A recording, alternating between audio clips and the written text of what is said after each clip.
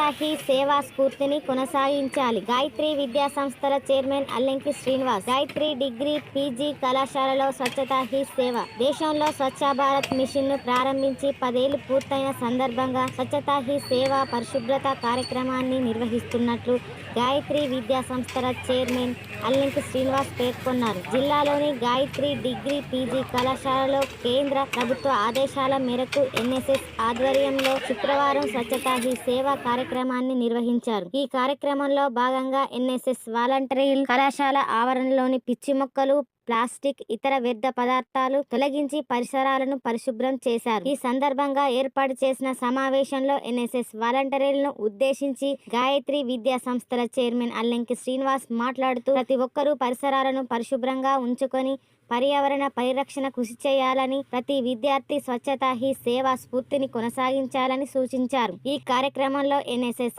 కార్యక్రమ అధికారి MA Samad, principal Ravinder, lecturer, విద్యార్థులు పాల్గొన్నారు. ప్లాస్టిక్ మెయిన్గా ఏంటంటే ఈ రోజున ప్లాస్టిక్ వాడకం అనేది బాగా పెరిగిపోయింది. అవునా? ఈ ప్లాస్టిక్ అనేది భూమిలో కలవడానికి కొన్ని వందల సంవత్సరాలు పడుతున్నాయి. అదే పేపర్ కానీ లేకపోతే ఇతరత్ర కానీ అవి ఇమ్మీడియట్గా ఒక 1 month 2 month ఇట్లా అంటే వాటిని బట్టి అవి వాటి యొక్క పీరియడ్ని బట్టి అవి తొందరగా ఏమైపోతుంది, మట్టిలో కలిసిపోతాయి. కానీ అదే ప్లాస్టిక్ మాత్రం కొన్ని వందల సంవత్సరాలు అని కూడా అవి మట్టి